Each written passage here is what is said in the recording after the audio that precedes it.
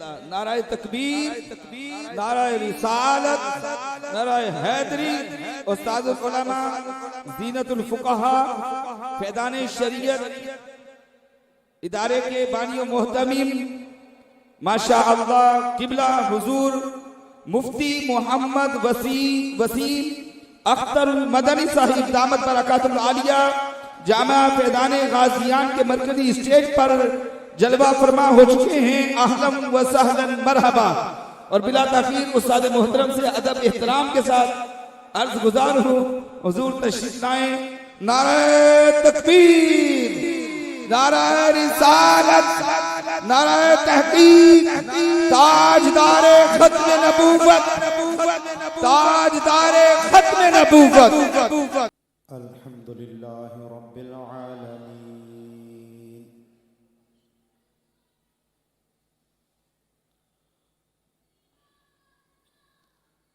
वस्सलातु वस्सलामु अला सय्यिदिल अंबिया'i वल मुरसलीन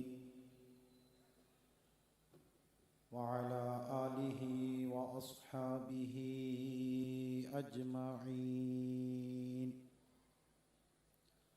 अम्मा बाद फ़अऊज़ु बिल्लाहि मिनश शैतानिर रजीम। बिस्मिल्लाहिर रहमानिर रहीम। फ़स्अलू अहल ज़िक्रि इन कुन्तुम ला तअलमून।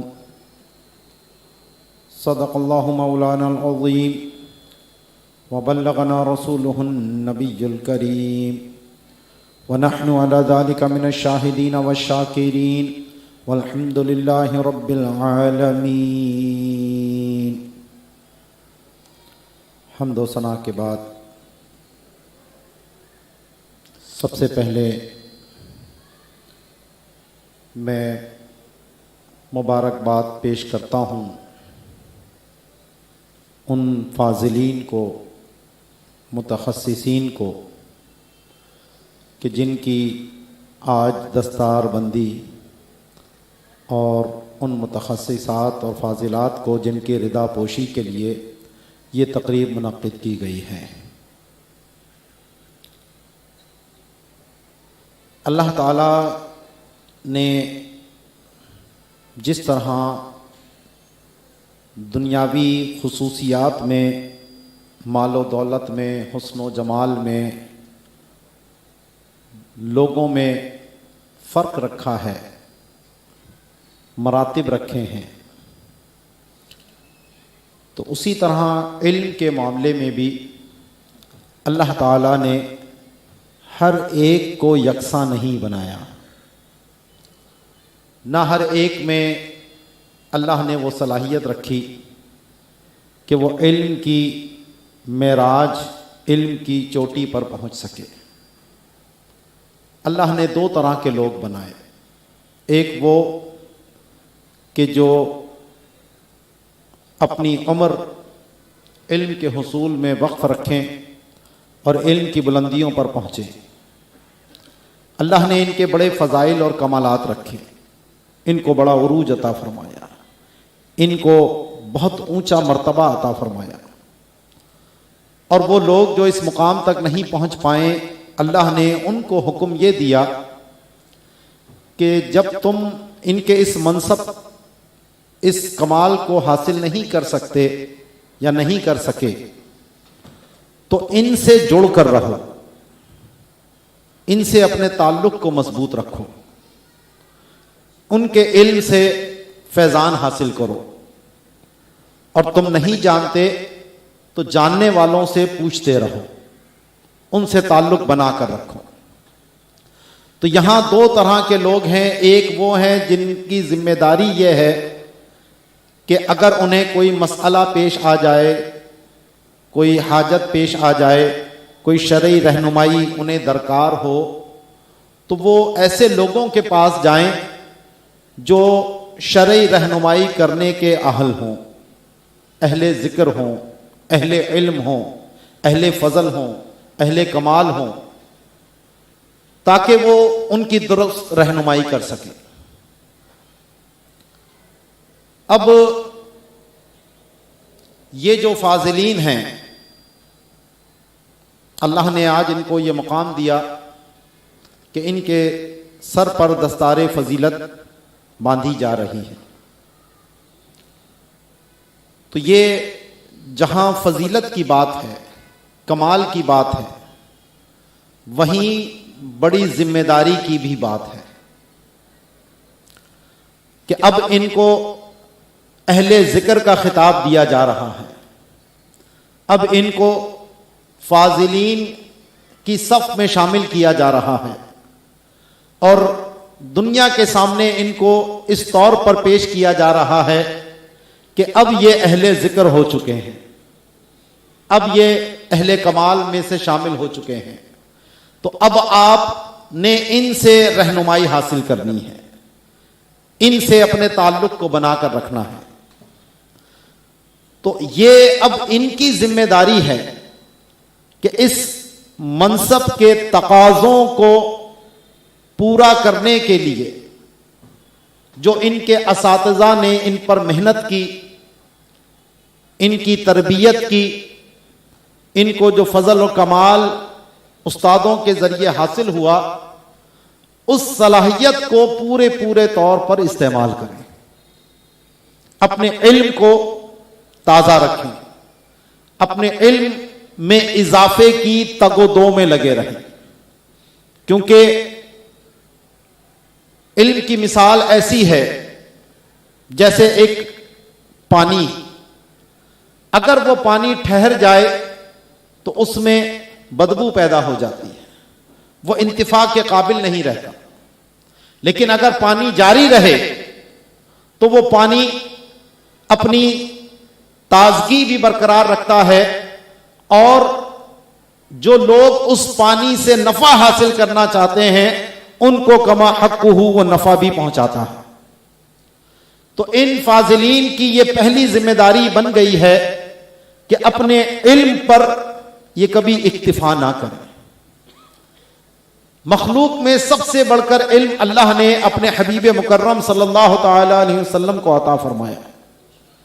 अव्वलीन और आखिरीन का इल्म अगर जमा कर दिया जाए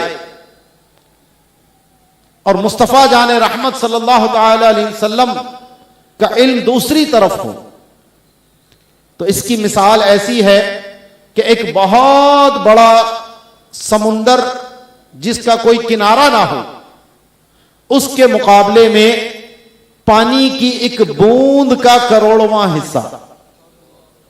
मेरे मुस्तफ़ा जाने रहमत का इल्म उस समंदर की तरह है और तमाम अव्वलीन और आखिरीन का इल्म उस एक कतरे के करोड़वें हिस्से के बराबर है।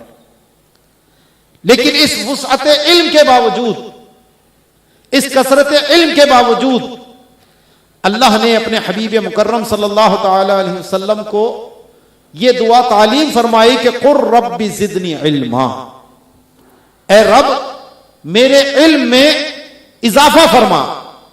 क्योंकि यह इल्म एक ऐसी चीज है कि इसका कोई किनारा नहीं है। इस समुंदर की तह में जो जितना गहरा गोता लगाएगा उसे मुराद के कीमती मोती ज्यादा से ज्यादा हासिल होंगे। तो इसके लिए मेरा मशवरा इनको यह है कि इमाम अहले सुन्नत मुजद्दिद दीन व मिल्लत परवाना शमे रिसालत इमाम अहमद रजा खान अलैहि रहमतुर रहमान की किताबों को लाजिम पकड़ लें, खास तौर पर फतावा रज़विया शरीफ,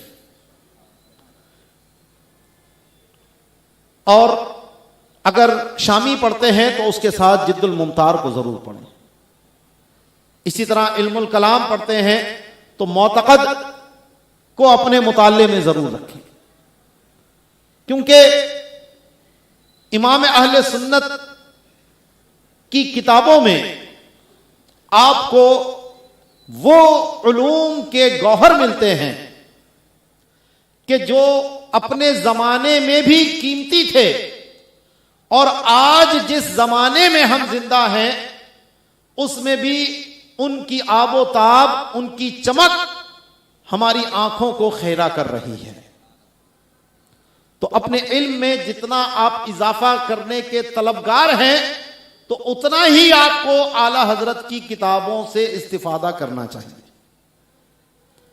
और ये मेरी सोची समझी राय है जो मैंने तकरीबन 3 दहाइयों का मेरा यह इल्म का सफर है कि इमाम अहले सुन्नत के पास जो इल्म आपको मिलता है उसकी नजीर कहीं और मुझे नजर नहीं आई। अगर मेरे पास इल्म के कोई 2 हर्फ हैं तो मैं कसम खाकर कहता हूं कि यह आला हजरत का फैजान है, उसके सिवा कुछ भी नहीं है। तो अगर आप चाहते हैं कि इल्म के मैदान में बढ़ जाएं, अपने तबके में नुमायां हो जाएं, अपनी फील्ड में महारत हासिल कर लें, तो आला हजरत की किताबों को लाजिम पकड़ लीजिए। अब आपकी जिम्मेदारियां बढ़ चुकी हैं, अब आप फाजिलीन की सफ में शामिल हो चुके हैं और उलमा की जरूरत और अहमियत, उनकी जिम्मेदारियां पहले दौर में भी कुछ कम नहीं थी, लेकिन आज जिस जमाने में हम जिंदा हैं यह बड़ा फितनों का दौर है, बड़ी आजमाइशें हैं। यहां पर कुछ आजमाइशें हमें गैरों की तरफ से आ रही हैं, अगयार के हमले हम पर जारी हैं, और कुछ फितने वो हैं कि जो हमारे अंदर से उठकर हमारी सफों को खोखला करने की कोशिश कर रहे हैं। याद रखिए, दुश्मन से 2 तरह की जंगें होती हैं। एक तो वो जंग है जो असलहा बारूद के साथ है। हमने देखा कि पिछले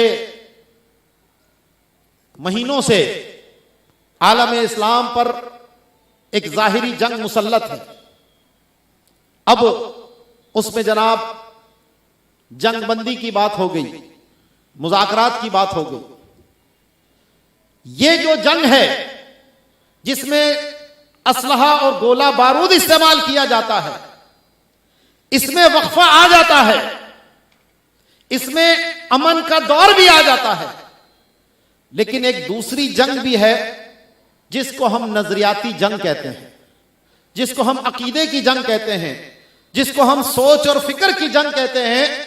और ये जंग दुश्मन की तरफ से मुसलसल जारी और सारी है। इसमें कोई अमन का वक्फा नहीं आता, इसमें कोई सुलह की बात नहीं होती। वो अपना काम मुसलसल किए चले जा रहे हैं, चाहे वो तहरीक इस्तिशराक की सूरत में हो, चाहे वो लिबरलिज्म की सूरत में हो, चाहे वो सेकुलरिज्म की सूरत में हो, चाहे वो इल्हाद और बेदीनी की सूरत में हो।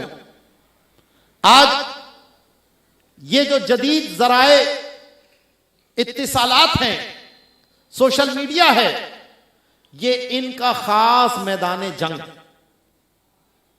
आप यूट्यूब उठाकर देखेंगे, आपको तरह तरह की उस तरह की वीडियोस मिलेंगी कि जहां दीन इस्लाम पर खुले खुले हमले किए जाते हैं। कभी नामूसे रिसालत के ऊपर हमले होते हैं, कभी शरीयत के किसी कानून के ऊपर हमले होते हैं, कभी कुरान पाक को मशकूक बनाने की नापाक कोशिश की जाती है, कभी दीन इस्लाम के किसी हुक्म का मजाक उड़ाया जाता है। तो एक जंग वो थी जिसके लिए सिपाही दरकार होते हैं, असलहा दरकार होता है, लेकिन इस नजरियाती जंग के जो सिपाही होते हैं ये उलमाए कराम होते हैं, ये दीन के सिपाही हैं। ये उस नजरियात की जो अल्लाह के हबीब अलैहिस्सलाम ने हमको अता किए हैं, ये उस नजरिए की हिफाजत के लिए अपनी जान माल अपना वक्त सब कुछ कुर्बान कर देते हैं। ये अपनी जवानियां उसके लिए लुटा देते हैं और ये काम मुसलसल हो रहा है।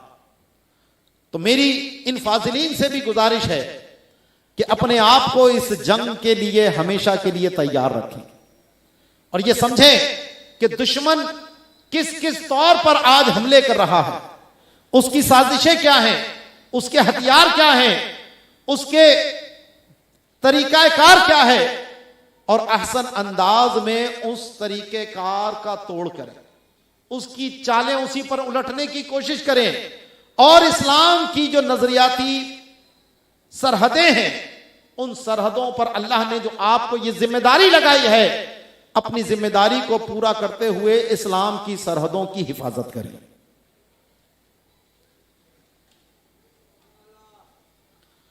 तो इसके लिए आपको तैयार होना पड़ेगा, अपना मुताला बढ़ाना पड़ेगा, क्योंकि दरस निजामी में जो आपने किताबें पढ़ी वो सिर्फ आपके अंदर सलाहियत पैदा करने के लिए थी।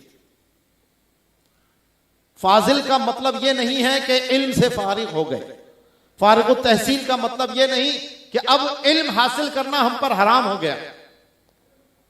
मैं अपने शागिर्दों से कहता हूं, उलमा को भी कहता हूं कि ये दरस निजामी का जो निसाब है, हकीकत में ये बंदे को तालिबे इल्म बनाता है। इसको पढ़कर हमें यह सीखने को मिलता है कि किताब से फैज हासिल कैसे किया जाता है, इबारत को कैसे समझा जाता है, उस इल्म में गहराई कैसे हासिल की जाती है। तो इसलिए अब यह आपकी जिम्मेदारी है कि इन मैदानों में अपने इल्म का आप सफर जारी रखें। सेकुलरिज्म क्या है, लिबरलिज्म क्या है, इल्हाद बेदीनी क्या है, ये किस तरह काम कर रहे हैं और इनका रद और तोड़ किस तरह किया जा सकता है।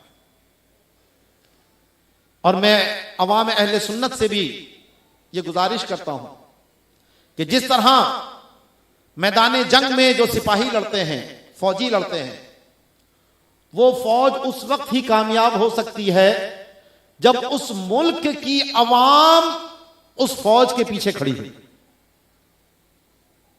कोई गैर मुल्की फौज आकर कभी जीत नहीं सकती। वो वक्ती तौर पर काबू पा लेते हैं, लेकिन जब तक अवाम से उनको सपोर्ट नहीं मिलती वो कभी भी कामयाब और अपने इख्तिदार या अपनी जो उनकी जिम्मेदारी है उसको कमा हक़्क़ुहु अदा नहीं कर सकते।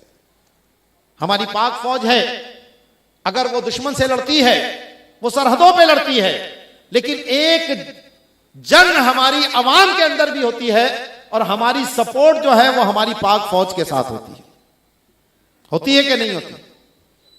क्योंकि जो ना करे उसको क्या कहते हैं? ये तो गद्दार है, ये तो वतन दुश्मन है।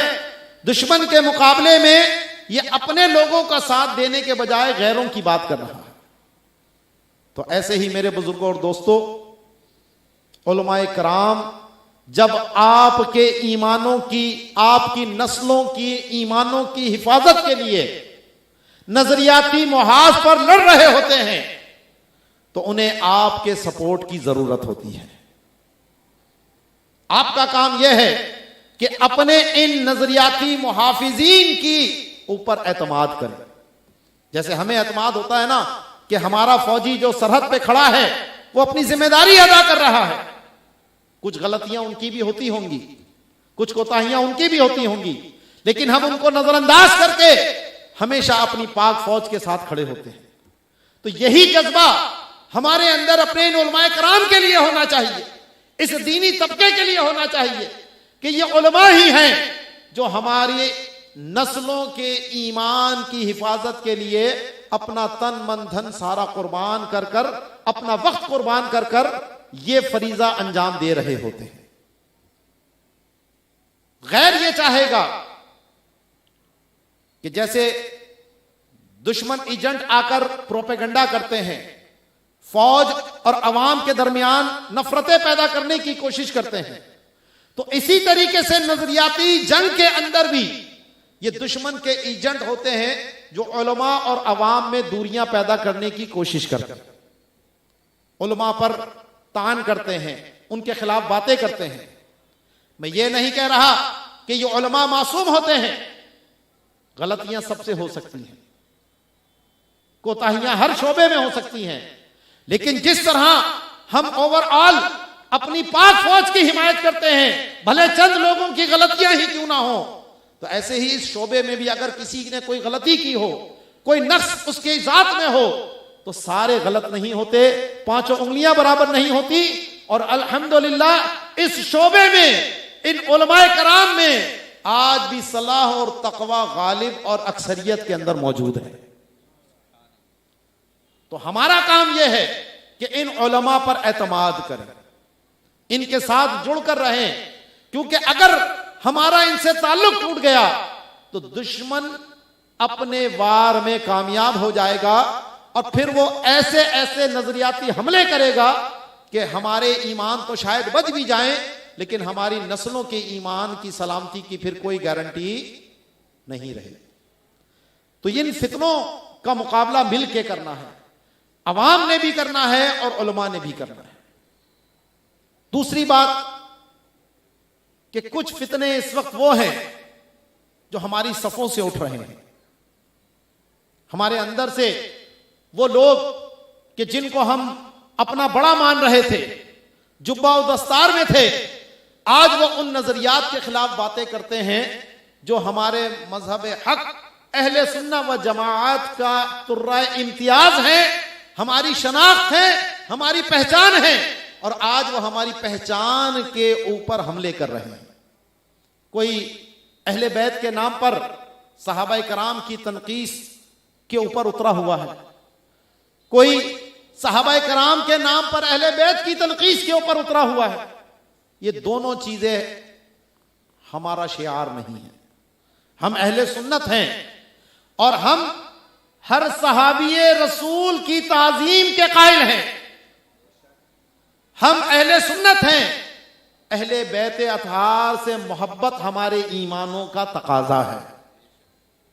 अगर कोई अहले बैत के नाम पर सहाबा की तरफ तान करे या सहाबा के नाम पर अहले बैत के ऊपर तान करे तो हम इन दोनों से बेजार हैं। हमारा नजरिया हमारे इमाम अहले सुन्नत ने हमें बयान कर दिया कि अहले सुन्नत का है बेड़ा पार, अस्हाबे हुजूर नजम है और नाव है इतरत रसूलुल्लाह की। तो आज कुछ लोग वो बातें जो आज से सदियों पहले हो चुकी, उलमा उनके जवाबात अपनी किताबों में ढेरों ढेर दे चुके हैं, आज वो उन्हीं सवालात को दोबारा उठाने की कोशिश करते हैं। ये वो बात है कि जिस तरह पहिया आज कोई इजाद करने निकल जाए तो लोग उसको क्या कहेंगे, बेवकूफ है, दीवाना है, अपने वसाइल का जिया कर रहा है। पहिया आज की इजाद नहीं है, बहुत पहले इजाद हो चुका है। तो कोई बेवकूफ होगा जो इस इजाद के पीछे पड़ेगा। अब तो बात आगे जा चुकी है। तो ये सारे मुशाजरात सहाबा हो, अहले बैत और सहाबा के दरमियान के मामलात हो, ये कोई आज के नहीं है। उलमा अहले सुन्नत इस पे सारी बातें बहुत पहले करके इस तस्फिये को हल कर चुके हैं। तो अब कोई अगर इन बातों को उछालता है, कोई इन बातों को उठाता है, तो यकीनन वो फितना परवर है, फितना अंगेज है। और मेरे प्यारे आका अलैहिस्सलातु वस्सलाम ने इरशाद फरमा दिया कि फितना सो रहा है और अल्लाह की लानत है उस शख्स पर जो इस फितने को जगाता है, जो इस फितने को उठाता है। तो ऐसे भी लोग हमारी सफों में आज मौजूद हैं। तो इन का हमें मिलकर मुकाबला करना होगा, क्योंकि हमारे अहले सुन्नत की यह पहचान है। हम में और गैरों में फर्क यह है कि हम नजरिए वाले हैं, हम किसी की शख्सियत के पीछे नहीं चलते। हमारा नजरिया वो है जो रसूलुल्लाह सल्लल्लाहु अलैहि वसल्लम ने सहाबा कराम को अता फरमाया, और सहाबा से चलते चलते वो सिलसिला आज हम अहले सुन्नत तक पहुंचा है। अगर कोई इस नजरिए के ऊपर है तो वो हमारे सर का ताज है, हमारे सर उसके कदमों में झुके हुए हैं। लेकिन अगर कोई इस नजरिए से सरे मुंह भी इनहिराफ करता है, एक बाल बराबर भी हटता है, तो ये हमारी तारीख गवाह है कि हमने नजरिए को अपनाया है, उस शख्सियत को हमने छोड़ दिया है। और बाकी जितने भी आपको फिरके मिलेंगे, उनका काम यह है कि उनकी जितने भी फिरके हैं वो सब शख्सियात के पीछे चलते हैं।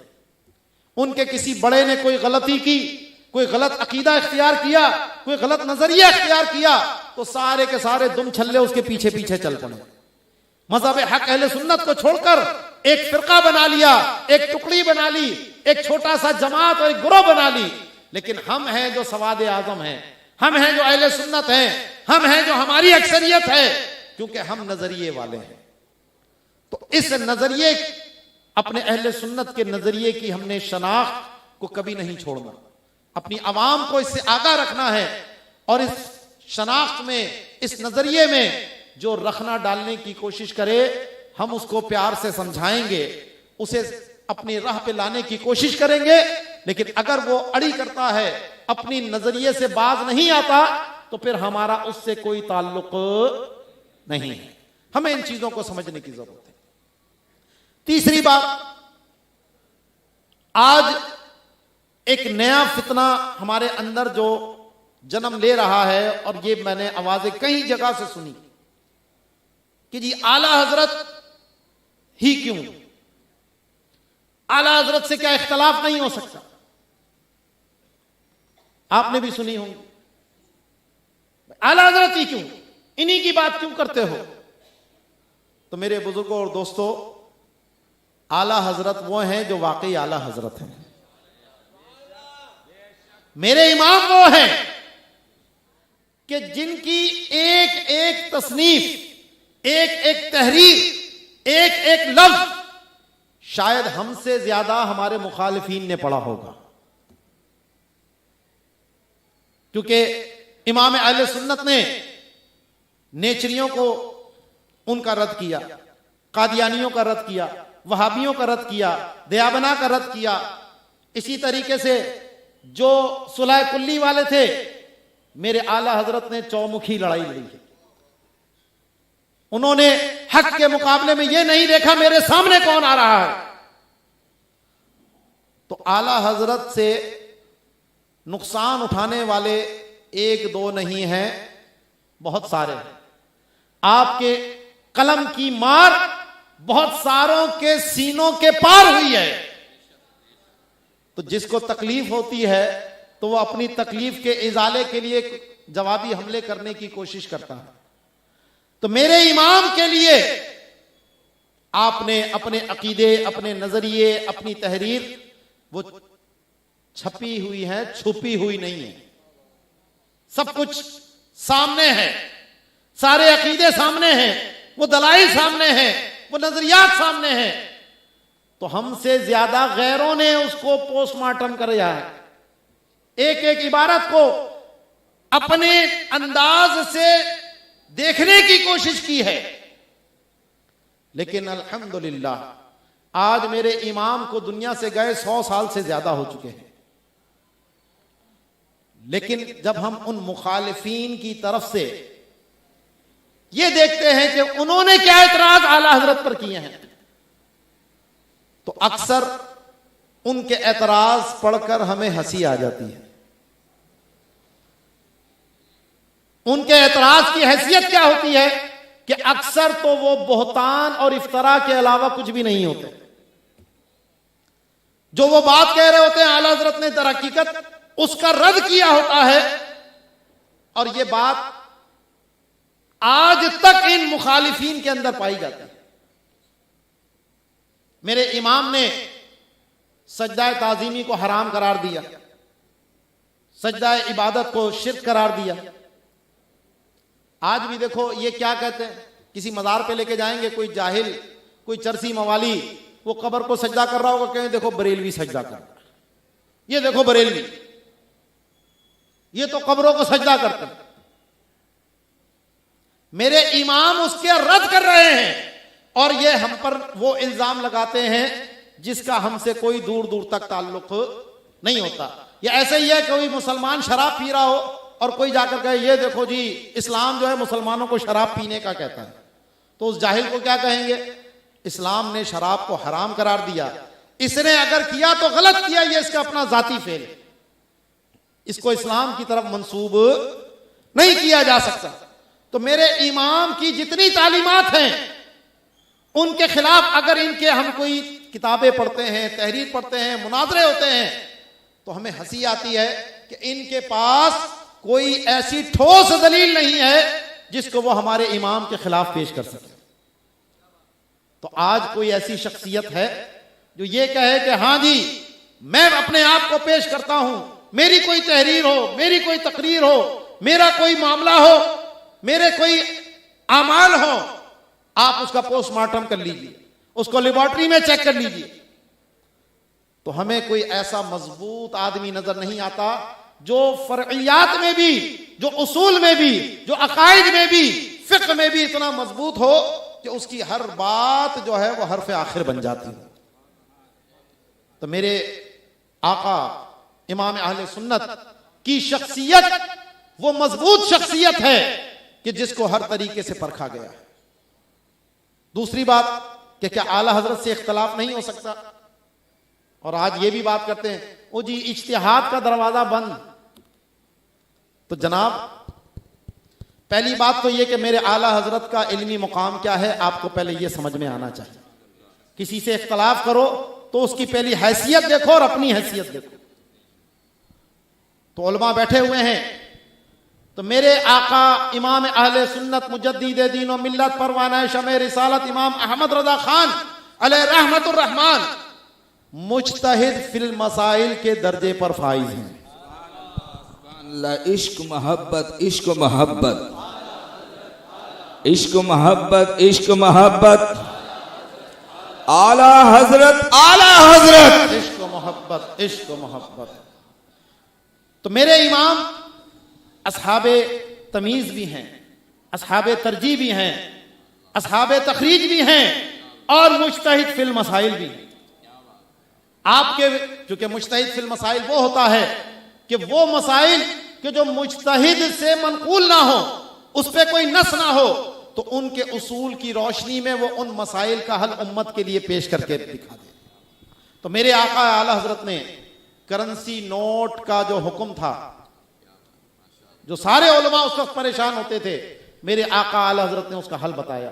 वो मनी ऑर्डर का मसला देख लीजिए, वो फोनोग्राफिया का मसला देख लीजिए, ऐसे आपको कई मसाइल मिलेंगे जिसके ऊपर पीछे उलमा की कोई नकल नहीं है, लेकिन मेरे इमाम ने फिक़े हनफी की रोशनी में, उन उसूलों की रोशनी में जो इमाम आज़म ने बयान फरमाए, जो इमाम अबू यूसुफ ने बयान फरमाए, उनकी रोशनी में मेरे इमाम ने ये सारे मसाइल हल करके दिखा दिए।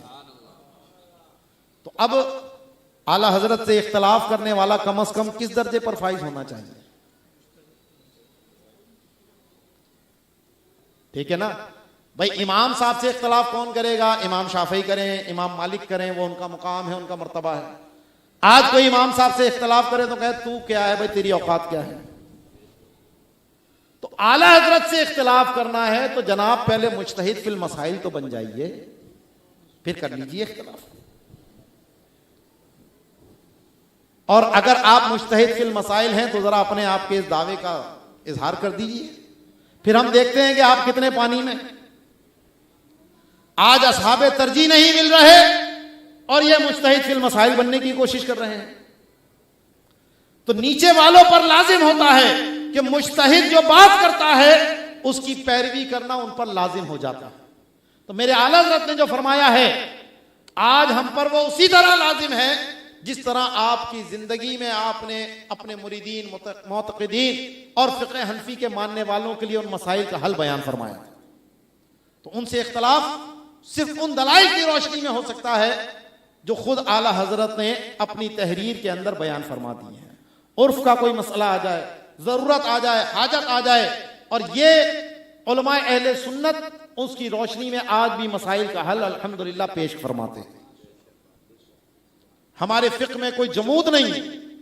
इसी तरह बाज ये जो पढ़े लिखे हजरात होते हैं यूनिवर्सिटी के, और ये इनको बड़ा शौक है मुज्तहिद बनने का। हमारे उलमा जाते हैं एमफिल करने, पीएचडी करने, तो इनका फिर वास्ता इन प्रोफेसर हजरात से होता है। तो ये इनकी अपनी बोलियां होती हैं, अपने इनके तराने होते हैं। इज्तिहाद का दरवाजा, अरे भाई मुज्तहिद, तो जनाब मुज्तहिद होता कौन है पहले ये तो सीख लीजिए। मेरे इमाम अहले सुन्नत ने अल फज़्लुल मौहबी फी माना इज़ा सहल हदीस फ़हुवा मज़हबी में मुज्तहिद के लिए कितने उलूम की जरूरत होती है उसको तफसील से बयान फरमाया। आज उसका कोई अशरे अशीर भी हमें किसी के अंदर नजर नहीं आता, तो मुज्तहिद बनना तो बहुत दूर की बात है। तो इज्तिहाद का दरवाजा खुला है, लेकिन हर एक के लिए नहीं खुला, मुज्तहिद के लिए खुला है। और उस दरवाजे पर हम जैसे गुलाम चौकीदारी करने के लिए खड़े हुए हैं। जो ना अहल उस दरवाजे से आएगा तो उसका रास्ता रोकना हमारी जिम्मेदारी है। इज्तिहाद का दरवाजा बंद नहीं हुआ, मुज्तहिद के लिए खुला है। और एक मुज्तहिद आएंगे, ये तो हमारा अकीदा है, ये तो हमारा नजरिया है कि इमाम मेहदी तशरीफ लाएंगे और वो अपने इज्तिहाद से इस उम्मत के मसाइल को हल फरमाएंगे। तो इज्तिहाद का दरवाजा बंद नहीं है मुज्तहिद के लिए, और इज्तिहाद का दरवाजा बंद है नालायक और नाअहल के लिए। तो ये बातें करके अवाम को, वो ये उलमा को इधर उधर घुमाने की कोशिश करते हैं। तो हमें इनके फितनों का ये भी एक तरीका वारदात होता है। इसी तरह इनकारे हदीस का फितना, यह भी आज हमारे सामने जदीद सूरत में जावेद अहमद गामदी साहब की सूरत में मौजूद है। क्योंकि ये इस फितने के बारे में मेरे आका ने पहले बता दिया था कि मैं तुम में से किसी को ना पाऊं कि जिसका पेट भरा हो और अपने तख्त पर वो टेक लगाकर बैठा हो और वो कहे कि जनाब, उसके पास जब मेरा कोई मामला आए जिसका मैंने हुक्म दिया हो या मना किया हो, तो वो कहे हम इसको नहीं जानते, हम तो जो किताब में पाएंगे, किताबुल्लाह में पाएंगे, उसकी पैरवी करेंगे। तो ऐसे फितना अंगेज लोग आज भी इस उम्मत के अंदर दीन के नाम पर फसाद बर्पा कर रहे हैं। तो ये जावेद अहमद गामदी जैसे लोग, ये असल में गैर के एजेंट हैं। इनका फितना वही है कि जो मुनकिरीन का था, वही है जो मुल्हिदीन का था, वही है जो मुस्तशरिकीन का था। सिर्फ जदीद अंदाज में इस्लाम की सूरत बनाकर बाज दाढ़ी और इमामे की सूरत में भी आए हैं, जिस तरह ये इंजीनियर मोहम्मद अली मिर्जा जैसा शख्स है। ये वो सब उन्हीं के तसलसल हैं, ये वही फितने हैं जिनके बारे में मैं आपसे आगाह कर रहा हूं। तो इन फितनों से अपने आप को भी बचाएं और अपनी नस्लों को भी बचाएं, क्योंकि ये जो मोबाइल है ना, इसके फायदे भी हैं, इसके नुकसान भी हैं। तो यहां हम देखना नहीं चाहते, उनकी वीडियोस आ रही हैं, उनके क्लिप आ रहे हैं, तो उसको फौरन स्किप कर दें। सुनने की भी जरूरत नहीं है, क्योंकि जब हम सुनते हैं तो हमारे सुनने से उनको प्रमोशन मिलती है। ये जो यूट्यूब है या फेसबुक है, वो उसको आगे मजीद फैलाता है और हमारे देखने से उनको पैसे मिलते हैं। सारा ये पैसे का धंधा है। वो यूट्यूब पर आप देखेंगे उनको पैसे मिल रहे हैं। अच्छा, फिर हम जैसों को फॉरवर्ड कर रहे होते हैं, अरे मुफ्ती साहब देखिए उसने क्या कह दिया। भाई तुम हमें क्यों फॉरवर्ड कर रहे हो? जितना तुम फॉरवर्ड करोगे उतना मजीद वो और दूसरे लोगों तक पहुंचेगा। हम तक भी पहुंच जाता है। जिस तरह फितना आपके घर पे है, इसी तरह हमारे घर पे भी फितना है, हमें भी पता चल जाता फितना क्या कर रहा है। तो उलमा को भी बताने की जरूरत नहीं है, उन्हें भी सब मालूम है। ऐसे का मामला यह है, उसको फौरन स्किप कर दें। आप उसको छोड़ते रहेंगे तो फिर एक वक्त आएगा कि आपके पास इस तरह के मैसेजेस आना बंद हो जाएंगे। तो इन गुमराह, इन बेदीन लोगों से अपने आप को बचाएं, अपनी नस्लों को बचाएं। और ये जो चांद से चेहरे आपके सामने मौजूद हैं, ये जो चमकते दिमकते सितारे, ये अहले सुन्नत के उलमा आपके पास हैं, इनसे अपने दामन को वाबस्ता कर लीजिए, इनके कदमों से लिपट जाइए। क्योंकि एक सुन्नी आलिम अकेला जन्नत में नहीं जाएगा, ये तो अपने साथ पूरे एक गुरोह को, पूरी एक जमात को अपने साथ जन्नत में लेकर जाएगा। कयामत का दिन होगा, अल्लाह ताला जन्नतियों से फरमाएगा जाओ जन्नत में, लेकिन उलमा अहले सुन्नत को कहा जाएगा रुक जाओ।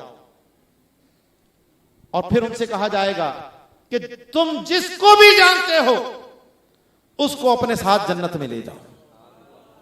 तो एक शख्स, जहन्नमियों की कतारें लगी होंगी, ये आलिम साहब वहां खड़े होंगे, तो एक कहेगा हजरत आप मुझे जानते हैं? नहीं हजरत, एक दफा मैंने आपको वुजू करवाया था, एक दफा मैंने आपको पानी पिलाया था, एक दफा आप मस्जिद से निकल रहे थे, मैंने आपकी जूतियां सीधी कर दी। तो उलमा की जूतियां सीधी करने वाले, उलमा से ताल्लुक जोड़ने वाले उस दिन अपने इस मामूली कामों को भी याद कराएंगे। और ये उलमा अहले सुन्नत आपसे बेवफाई नहीं करेंगे, ये इंशाअल्लाह आपका हाथ पकड़कर अपने साथ आपको जन्नत में लेकर जाएंगे। तो इन उलमा से जुड़े रहिए। ये हमारी नस्लों के भी मुहाफिज हैं, हमारे ईमानों के भी मुहाफिज हैं, और इंशाअल्लाह जन्नत में जाने का हमारा एक वसीला और एक जरिया भी है। अल्लाह तबारक व तआला हमें उलमा अहले सुन्नत से जुड़े रहने की तौफीक अता फरमाए। और इस तरह के जो ये इदारे हैं, ये कसम खुदा की बहुत बड़ी अल्लाह की नेमत है। ये इस्लाम के किले हैं जहां पर ये सिपाही तैयार किए जाते हैं। हमारा काम यह है कि अपने माल के जरिए, अपने वक्त के जरिए, अपनी औलाद के जरिए इन मदारिस इस्लामिया को तक़वियत पहुंचाएं। इसमें हम अपना माल खर्च कर सकते हैं, माल खर्च कीजिए। अपनी औलाद को यहां पर पढ़ने भेज सकते हैं, उसको हाफिज बना सकते हैं, उसको आलिम बना सकते हैं, उसको मुफ्ती बना सकते हैं। तो अपनी औलाद को इस काम के लिए पेश कीजिए। और यकीन मानिए, जिस औलाद को आप हाफिज बनाएंगे, आलिम बनाएंगे, मुफ्ती बनाएंगे, तो शायद दूसरी औलाद तो आपसे बेवफाई कर जाए, लेकिन ये उलमा कभी आपसे बेवफाई नहीं करेंगे। इंशाअल्लाह ये आलिम औलाद आपकी दुनिया में भी खिदमत करेगी। जब आप दुनिया से जाएंगे, आपके लिए हाथ उठा उठा कर दुआएं भी करेगी। और जब मैदान महशर होगा, तो जब दूसरों की वो सिफारिश कर रहे होंगे, दूसरों को जन्नत में लेकर जा रहे होंगे, तो क्या अपने वालिदैन को भूल जाएंगे? अपने रिश्तेदारों को भूल जाएंगे? अपने भाइयों को भूल जाएंगे? अपने चचा ताया मामू खाला इन रिश्तेदारों को भूल जाएंगे? नहीं नहीं, हरगिज़ नहीं।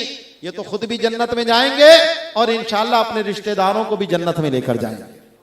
तो अपनी औलादों को आलिम बनाइए, हाफिज बनाइए, कारी बनाइए, मुफ्ती बनाइए, ताकि हमारी आखिरत अच्छी हो जाए। अल्लाह ताला हमें इन बातों पर अमल की तौफीक मरहमत फरमाए। आमीन बिजाहिन नबिय्यिल अमीन व मा अलैना इल्लल बलागुल मुबीन।